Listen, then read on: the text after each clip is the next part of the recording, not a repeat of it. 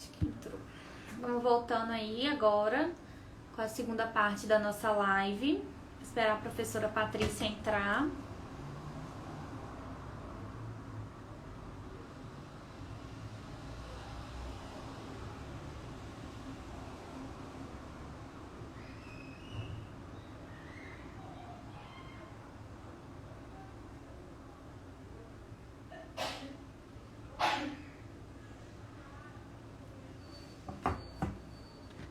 Pessoal, enquanto a professora Patrícia não entra, só para lembrar vocês que nosso próximo dossiê ainda está recebendo artigos, dossiê de mídias, culturas políticas. Até o dia 15 de novembro vamos estar recebendo os artigos para o dossiê, e a próxima edição também estamos recebendo artigos de fluxo contínuo em outras temáticas. Então até dia 15, artigos para o dossiê que vocês podem enviar. A professora Patrícia entrou, vou chamar ela de novo.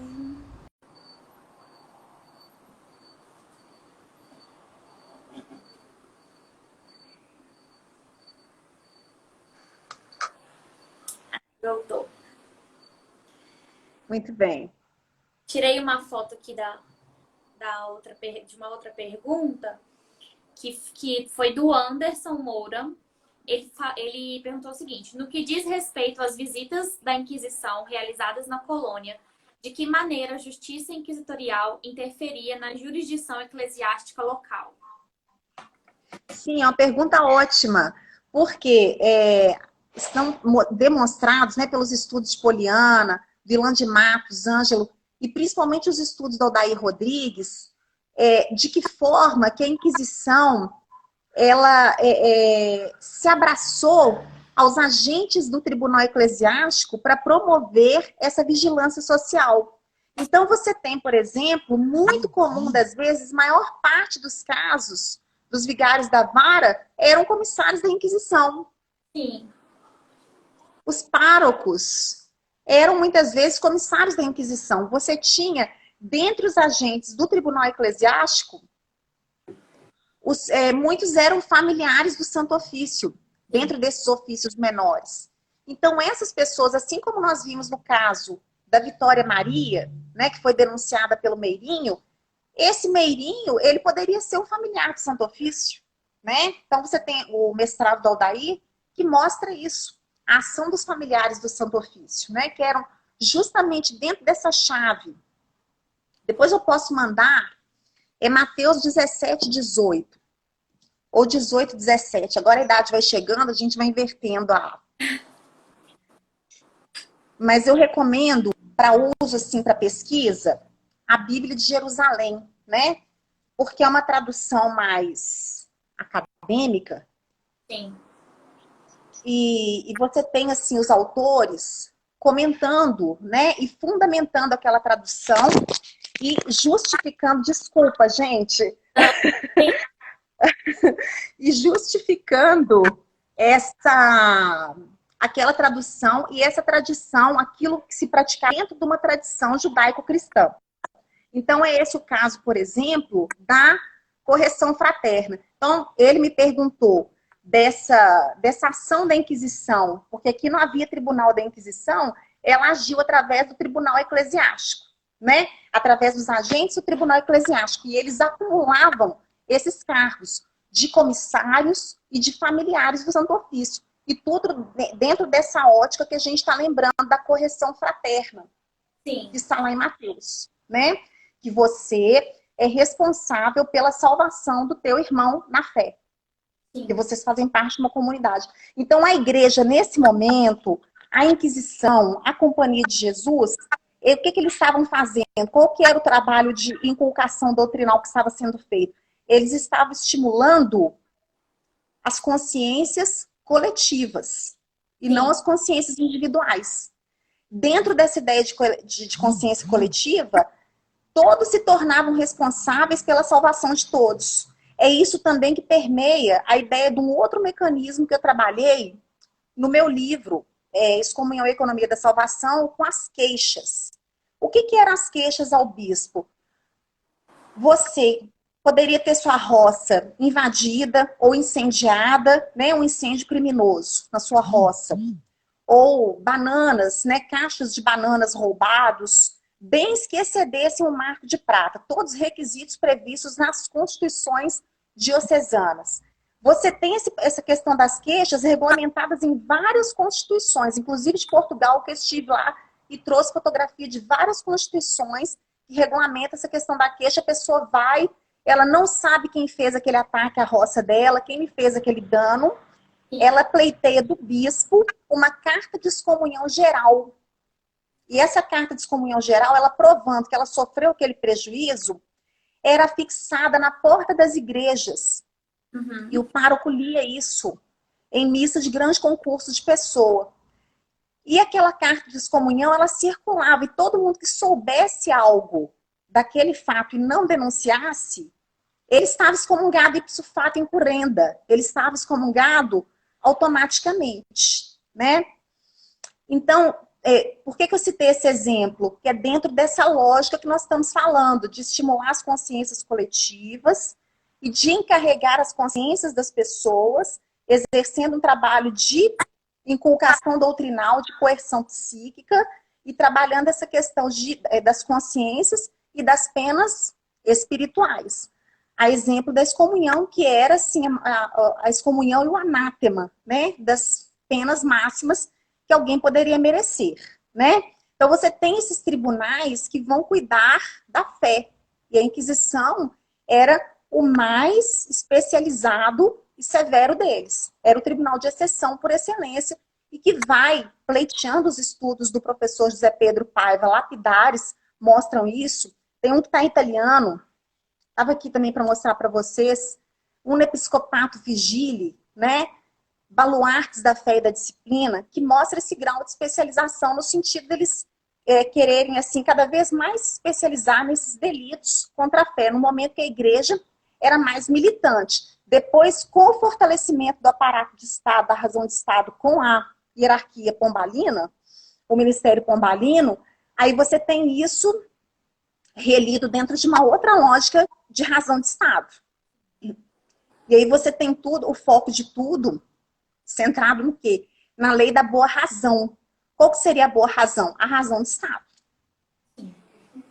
Então, você nesse momento que nós estamos falando do século XVIII, ao longo de todo o século XVIII, você tem uma atuação coletiva desses agentes dos tribunais eclesiásticos, do tribunal inquisitorial, porque eles acumulavam atribuições. Sim. Uma outra questão que eu pensei também quando a gente fala sobre essas relações tão em conjunto, assim, a relação do clero, que tinha funções que iam, funções além das funções religiosas e adentravam as funções cíveis, né, enfim, né, tudo bem que estava dentro do regime de padroado, eram funções institucionalizadas, vamos dizer assim. E aí, para além do clero, assim, pensando em Minas Gerais, né, principalmente no período colonial, onde a atuação, por exemplo, das irmandades era muito forte também, né, em questões religiosas na província de Minas Gerais, como que era a ação dessa justiça eclesiástica com essas irmandades? Assim, em alguns casos, a gente vê, né, alguns bispos entravam em conflito, por mais que as irmandades estivessem também sob jurisdição da igreja. Se tinha conflitos, né, com o próprio bispado em alguns momentos. Sim. E como que era essa relação com a parte da justiça eclesiástica? Sim. Existe um processo famoso que eu cito no meu trabalho da Irmandade do Carmo, né? Juntamente com a Irmandade de São Francisco, eles eram a ordem, né? Que se submetia ao Papa. Então, eles eram, assim, das mais prestigiadas da capitania. Então, o conflito é sempre de ordem de imposição hierárquica, né? Porque você tem um bispo diocesano presente e você tem toda uma disciplina eclesiástica e canônica a cumprir. Muito embora a ordem não seja diretamente submetida a ele, mas você tem essa questão com a disciplina eclesiástica, né, com a norma canônica e com a regulamentação por estar aquela igreja dentro da circunscrição de uma diocese. E esse processo que eu cito, que está no meu trabalho de doutoramento, ele passa por uma questão com o funeral, com a pompa de um funeral. Sim. Que toca a questão dos sinos, né? Então você nota assim, a importância dessa dimensão pública de afirmação, né? Da importância de certas pessoas dentro da perspectiva da distinção, né? Do honor, da honra. Então esses conflitos, muitas vezes, eles tocam essa questão de hierarquias e de disputas na cena pública, né? De espaço público e questões de prestígio que muitas vezes não iriam se resolver por todos, muitas vezes serem pessoas lastreadas na corte, é muito difícil esses processos se concluírem na primeira instância. Iam para o tribunal, né, da relação da Bahia, e depois da Bahia já chegou, acho que nesse processo mesmo tem alguns vestígios desse processo ter tramitado com o Tribunal Eclesiástico da Bahia, da Arquidiocese da Bahia, e de lá eles terem sido encaminhados para Lisboa, para a Casa da Suplicação de Lisboa, porque as coisas não se resolviam na primeira instância, porque todos eram pessoas de grande, né, cabedal, e também, inclusive, o cabedal do prestígio, né, o capital social e do prestígio social. Então, você tem um problema, chega ao ponto de você ter uma afirmação hierárquica, cerimonial, por conta de uma cerimônia pública, com o bispo diocesano ou com os agentes desse bispo, resvalar para a corte resolver e arbitrar como que aquele cerimonial deveria ocorrer. Então, isso é muito comum. Essas questões do bispo com as ordens terceiras era muito recorrente. E um outro manancial para a gente verificar isso, esses autos de processo, que iam para a segunda instância e depois para Lisboa, novamente cito o conjunto de correspondências do projeto Resgate, do Arquivo Histórico Ultramarino, que essas correspondências me ajudaram muito nas minhas pesquisas a compreender lacunas, que muitas vezes os processos que você encontra não estão completos, né? Eles faltam partes. E aí, nas correspondências do Conselho Ultramarino, você vê referências várias à mesma situação que você detecta lá nos processos. Então, trabalho assim, complementar, de busca complementar, né? Em fundos variados. Sim. Essa documentação do projeto Resgate, ela é online. Ela já é digitalizada. Hoje está online. Só você digitar no Google projeto Barão do Rio Branco, acho que está no site da Universidade de Brasília, da UNB. Ótimo, muito bom. Nós temos mais perguntas que nós recebemos aqui da Carla. A justiça eclesiástica cuidava do mundo material e espiritual. Há indícios de como isso atuava aqui no Brasil em combinação com a coroa portuguesa? E se há registros da atuação para além de Minas Gerais? Pois é. Essa atuação da justiça eclesiástica, ela vai se circunscrever ao território da diocese, né? Porque o bispo, ele é diocesano naquela porção territorial que lhe compete. Agora, dentro das penalidades possíveis, e a depender também da forma como está regulamentado lá nas constituições, junto das constituições, você tem o regimento do auditório eclesiástico da Arquidiocese da Bahia. E esse regimento do auditório eclesiástico, ele estabelece as penalidades, né? E os delitos, toda a forma que poderia proceder e que se deveria proceder conforme a norma canônica no tribunal eclesiástico. Sim. O bispo, ele constituições primeiras, porque nós éramos sufragâneos da Arquidiocese da Bahia, né? Então, a nossa segunda instância eclesiástica era a Arquidiocese da Bahia. O bispo poderia degredar, né? Então, ele poderia, conforme o delito, ele poderia degredar para fora da paróquia, para fora da diocese e para fora da colônia. Então, você tem essa dimensão de comunicação dele com os outros agentes e outros poderes, né? Tem um caso muito interessante, eu achei um só no meu doutorado, de uma queixa. Essa queixa que eu me refiro, que resulta Na carta de excomunhão geral, eu tenho foto dessa carta coisana. Eu posso enviar para você publicar, mostrar como que era essa queixa. Ela já vinha toda impressa, só para eles preencherem com os dados do indivíduo que estava se queixando. Muito interessante, ela já vinha toda montadinha, o corpo canônico da queixa. E aí tem uma dessa que foi feita para o Papa, porque uma viúva muito rica, ela perdeu todos os bens, ela foi surrupiada numa fortuna por algum golpe de algum letrado, algum advogado, alguém que lhe levou toda a herança. E o Papa, ele faz uma circular para os bispos, inclusive para o bispo de Minas Gerais. E essa carta, ela teve que circular em todas as paróquias e na diocese de Minas Gerais e em todas as dioceses, para ver se encontrava a pessoa que espoliou essa viúva, Dona Maria, Maria dos Santos Ferreira, o nome dela. Essa queixa está citada no meu livro, Excomunhão e Economia da Salvação. Então, você tem esses casos de comunicação da diocese com as outras dioceses, de comunicação dela com as suas paróquias, de comunicação dela com os organismos da coroa. Isso se dá a todo momento, cotidianamente. Ele refere direto nas correspondências dele, na próxima frota, a próxima frota que trazia as correspondências, né? E a frota levava 2 meses para chegar. Então, era aquela espera, né? Tem até um estudo que cita no vai e vem das cartas, que você tem esse ritmo da vida movido pelo retorno da sua demanda, que vai por correspondência, muita coisa se extraviava e tudo. Mas agora, da jurisdição do bispo mesmo, que ela perguntou, é dentro dos liames dessa diocese para a qual ele foi nomeado. Sim, beleza.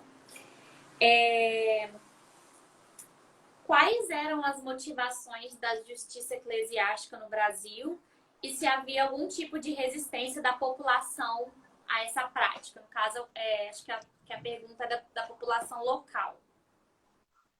Olha, resistência você tem a todo tempo, né? Desde que você tem uma prática a qual você acredita. Por exemplo, os batuques, né?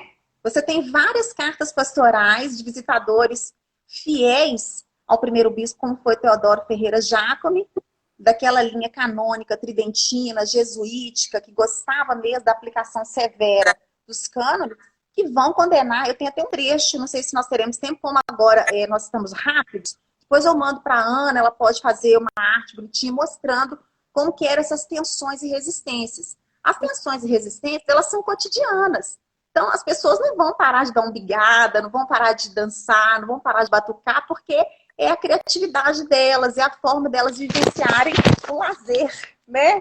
Então, não, eu acredito que seja algo, um movimento cotidiano das pessoas, né? Essa forma de resistência. E ele alega, por exemplo, que as visitas, elas ocorriam de 2 em 2 anos. Então, você tem um lapso de tempo desse aparato fiscalizador sobre a vida das pessoas. É óbvio que as pessoas respiravam também, né?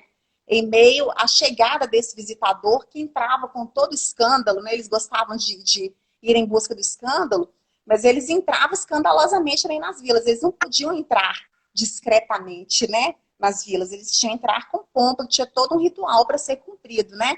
Então, assim, o movimento de resistência, ele é detectado nos textos pelas próprias reclamações desses visitadores que fala da recorrência. E também a recorrência das pessoas no sentido da reincidência delas, né?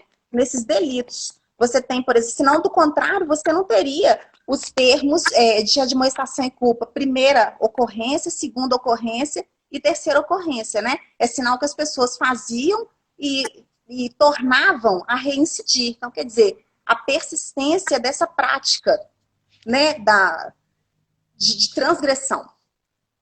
Entendi. Deixa eu ver, a gente tem mais perguntas aqui.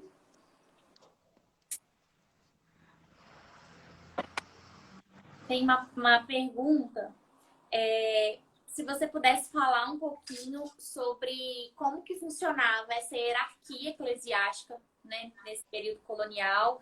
Se você tiver, inclusive, uma indicação de bibliografia, assim, para para compreender melhor, assim, qual que era a função do pároco, né? Se existe algum estudo historiográfico sobre isso, qual era a função do pároco, qual que era a função do vigário, como que eles estavam atuando, né? Qual a forma que eles atuavam aí nessas vilas, né? Enfim, no específico de Minas Gerais. Isso.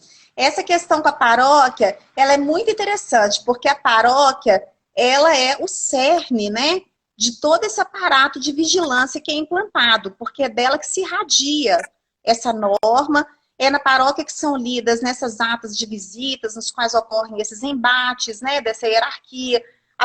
Na paróquia se lê os avisos, na paróquia se acolhem as queixas, na paróquia também as pessoas denunciam, na paróquia se faz os proclamas dos casamentos, né? Toda a vida religiosa, no seu microcosmo, perpassa pela paróquia. Então, a paróquia também é a sede de um aparato burocrático e disciplinador. E como nós falamos lá no início, ela alimenta o tribunal eclesiástico. Então, assim, tem muitos trabalhos que eu considero que estão mostrando isso de uma maneira bacana. Eu, particularmente, nos meus estudos, me influenciou muito os trabalhos do professor Fernando Torres Londonho. Inclusive, se a pessoa tiver interessada em entender essa importância da paróquia em diferentes temporalidades, sob óticas diferentes, ele tem uma coletânea que se chama Paróquia e Comunidade, no qual ele tem assim, trabalhos de vários autores,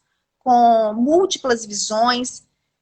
E também recomendo o livro desse mesmo professor Fernando Torres Londonho, que é resultado da tese de doutorado dele, que se chama, a tese se chama Público e Escandaloso.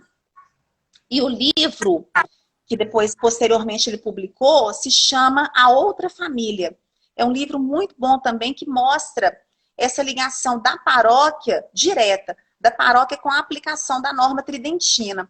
Eu acredito que essa questão da paróquia, no meu segundo estudo, no Excomunhão, ela fica mais evidente, né? A importância central da paróquia em todo esse ordenamento, em todo esse entrecruzamento, né, de forças da paróquia, como ela perguntou, para a vigararia, porque você veja o tamanho da diocese de Mariana. Então, ela precisava ser dividida em vigararias locais, né, como se fossem regionais, e nessas regionais, você ter esse vigário da vara que poderia, dependendo do valor da causa, esse valor da causa estabelecido na legislação eclesiástica, ele julgar ali mesmo na vigararia. Outros casos de importância maior, e até de importância econômica maior, ele era obrigado a demandar os autos para a sede, né? Então, você tem essa hierarquia, essa malha capilarizada, né, das paróquias. Isso hoje, para a nossa geração, por exemplo, tem ficado mais evidente. Também do trabalho do Aldair Rodrigues, que fez esse trabalho no doutorado dele sobre as vigararias da vara, né, o poder eclesiástico e a Inquisição. Então, você tem esses estudos aí que dá para você cotejar para ver a participação dele. O que era a função do vigário da vara, o que era a função do pároco? Ele trabalhou com vigararias da vara, isso. Porque o pároco, ele é o cura de almas, né? Ele está ali para estabelecer o cuidado de pastor com o rebanho. Mas no padroado, quem era responsável pelo registro burocrático? Era a paróquia. Né? Ali se nascia, ali se casava, ali se morria. E se chegava alguém estranho à vila, caberia a ele investigar. Na documentação que eu estou citando, do Conselho Ultramarino, o rei também demandava dos párocos a produção de relatórios sobre a terra e as gentes. Ele tinha que informar a coroa sobre a geografia do local, os costumes acontecido. Ele produzia também relatórios para as coroas. Então, você tem essa distinção também entre o estatuto desse pároco, se ele era colado né, o pároco concursado, ou se ele era encomendado ou provisório. E nessa condição de provisório, ele poderia ficar igual um professor substituto aí no UFMG, máximo 2 anos, né? Como encomendado. E colado, ele era concursado. Sim. Pago pela coroa. E nessa, a gente está brincando aqui, né? Mas essa condição, ela também influenciava o grau de obediência dele ao rei ou ao bispo. Sim. Né? Então você tem todas essas variações aí, nessa complexidade, nesse cenário da paróquia e da diocese.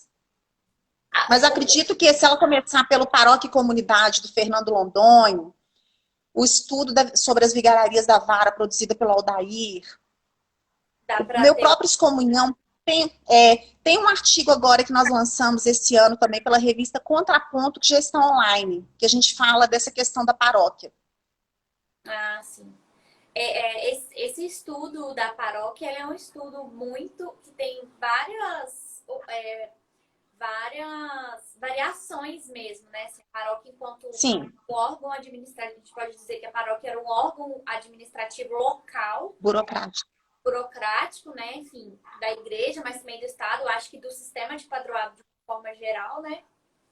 E essas ações, elas são muito distintas mesmo, né? Assim, acho que até se fizer um estudo de caso específico de Minas Gerais, nas próprias vilas, né, enfim, das próprias comarcas, já tem como fazer um estudo mostrando as diferenciações da atuação dessas paróquias dentro do próprio bispado, né?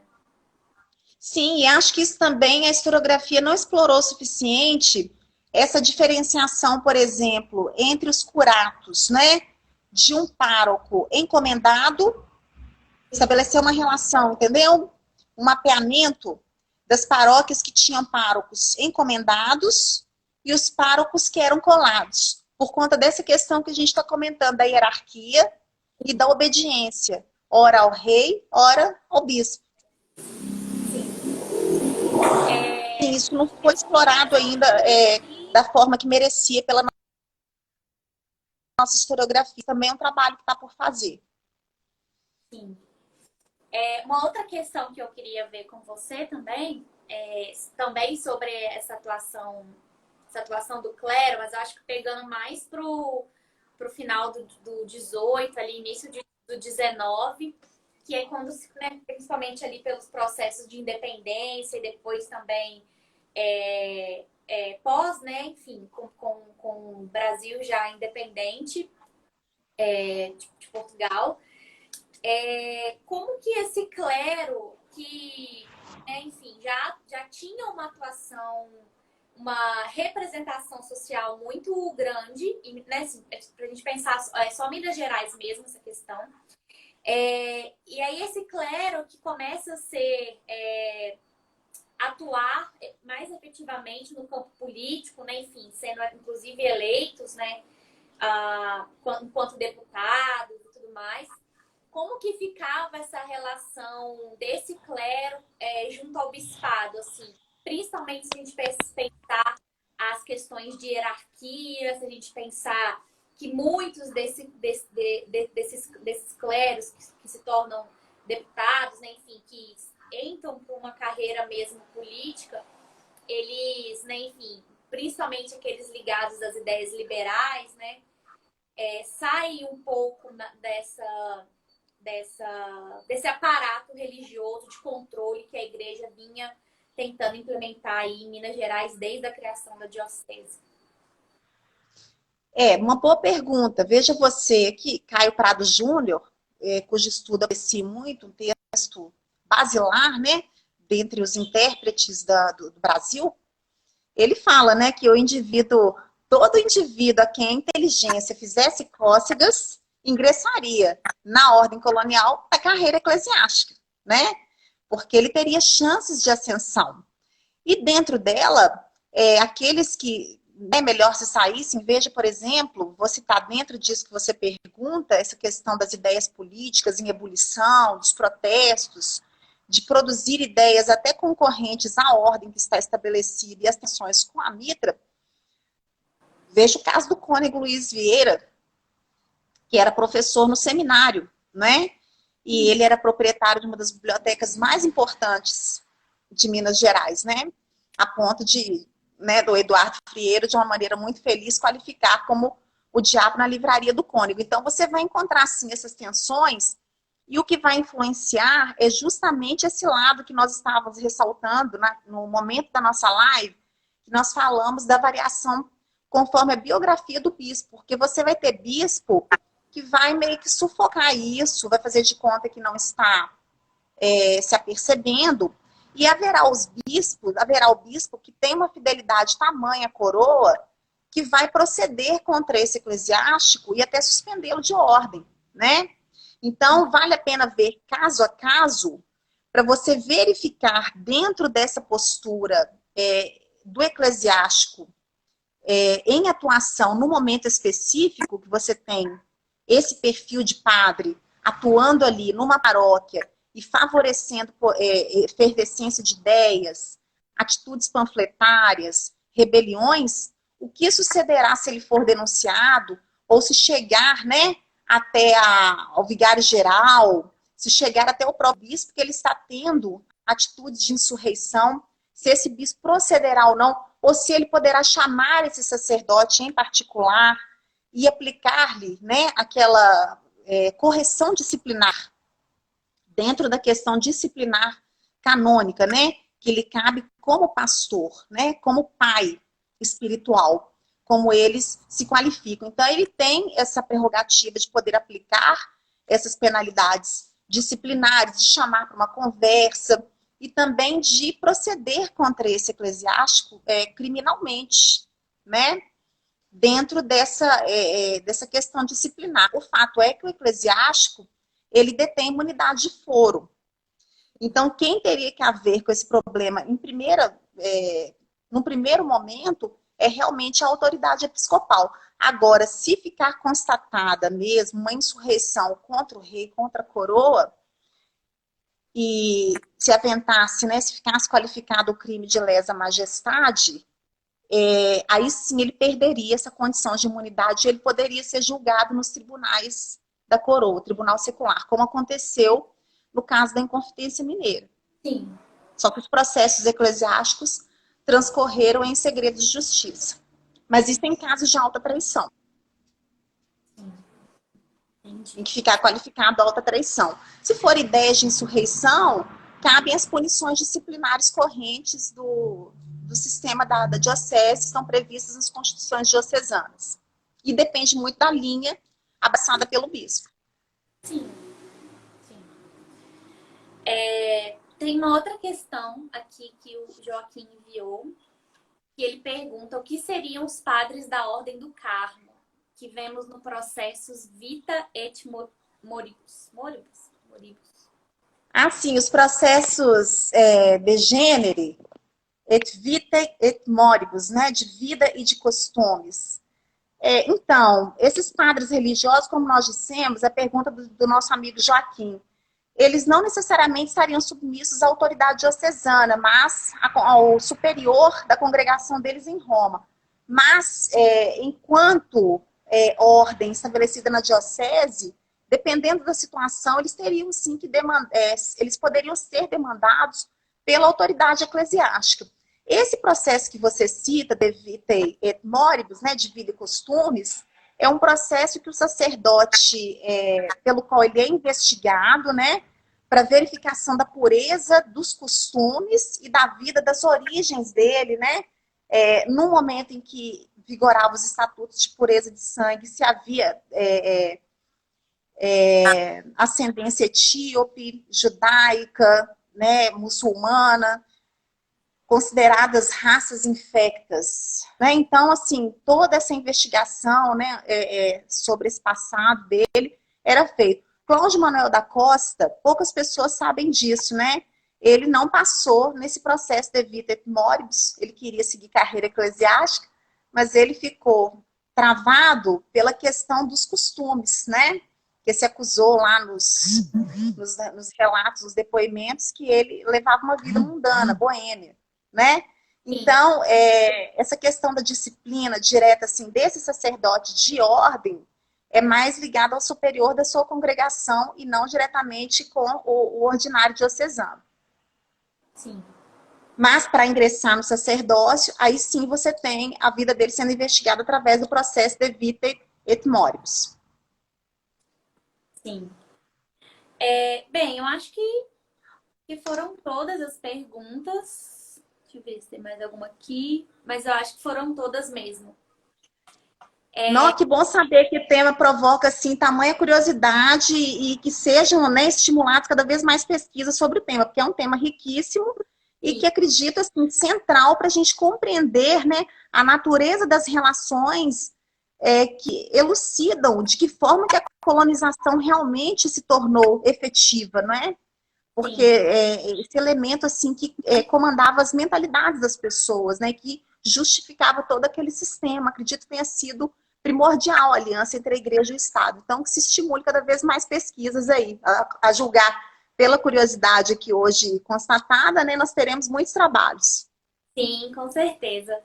Queria agradecer mais uma vez, professora, pela disponibilidade de estar aqui com a gente. Deu já também já entrou pro nosso ranking de lives mais longas, deu quase, né, quase 2. Que ótimo! Esses temas mais polêmicos, assim, sempre as lives Né? dão mais ibope mesmo, né? Mas Adorei, adorei. queria agradecer em nome da comissão da revista Temporalidades, mais uma vez, a sua disponibilidade de estar aqui, né, com a gente nessa noite, falando um pouquinho da sua pesquisa, falando um pouquinho, né, sobre esse tema. E é isso. Dizer que nós estamos sempre aí à disposição. E aí depois vamos deixar aí esse material. Depois nós vamos fazer uma publicação e a gente pode colocar também um pouquinho dessas obras que a professora Patrícia deixou aqui como referência, né? Enfim, os arquivos que ela citou, principalmente dos arquivos que estão disponíveis online, né? Que neste momento de pandemia facilitam muito a vida, né? Dos Facilita. pesquisadores. E aí é isso. E aí também agradecer a todo mundo que assistiu com a gente aqui, a live, né? Contribuiu também com as questões que enriqueceram aí o nosso debate. Foi ótimo. E aí, se a senhora quiser falar mais alguma coisinha, daí a gente pode encerrar. Nossa, eu agradeço imensamente a vocês o convite. Eu fiquei muito contente por fazer essa participação, uma revista tão importante como a Temporalidades. Estou sempre aberta a mais questões, sempre para atendê-los. E foi uma grande alegria para mim verificar que é um tema que está despertando assim tantas reflexões, tanta coisa bacana sendo produzida aí no UFMG. O UFMG que também foi minha casa e que foi muito importante na minha formação. Dizer que estou sempre às ordens e que foi uma honra muito grande fazer parte aí desse momento e cumprimentá-los sobremaneira a sua atuação, Ana, e toda a equipe, toda a comissão, as comissões da revista Temporalidades, cumprimentá-los por isso, por essa dinâmica, por estar sempre incentivando a pesquisa no Brasil num momento tão delicado da nossa história que nós estamos vivenciando, momentos difíceis em amplos aspectos, e vocês aí incentivando a educação, incentivando a pesquisa. Então, dizer da minha alegria de alguma forma poder colaborar com vocês, né? Colaborar, trabalhar junto, atuar junto, e que estou sempre às ordens, estou sempre disponível. Agora você já tem até o WhatsApp, tem todos os meus contatos, então me chama que estaremos sempre aí linkados. E enviar um grande abraço a todos que participaram e que colaboraram conosco. Foi ótimo. Parabéns aí a vocês. Obrigada. Então é isso, nós vamos encerrar. Aí lembrando mais uma vez que estamos recebendo aí artigos, né? Temos um dossiê em aberto, que é o dossiê de mídias e culturas políticas, até o dia 15 de novembro. E também os artigos de fluxo contínuo, né? Para a seção de artigos livres, que podem ser enviados a qualquer momento. Lembrando também que nossa revista aceita a publicação de graduandos, né? Enfim, graduados, pós-graduandos. E é isso. Daqui a 15 dias temos outra live. Que ótimo. Mais 2 lives ainda esse ano para encerrar nosso ano. E aí é isso. Então fiquem de olho aí nas nossas redes. Lembrando que essa live vai ficar salva aqui no Instagram para quem quiser rever ou para quem, né, não pôde assistir ao vivo. Também vai estar disponível posteriormente no nosso canal do YouTube. E é isso. Então, mais uma vez, obrigada, professora Patrícia. Obrigada às pessoas Eu que agradeço. Que participaram, tá? E boa noite para todo mundo e até a próxima Boa live. noite. Um grande abraço. Obrigada a todos. Boa noite. Tchau. Tchau, tchau.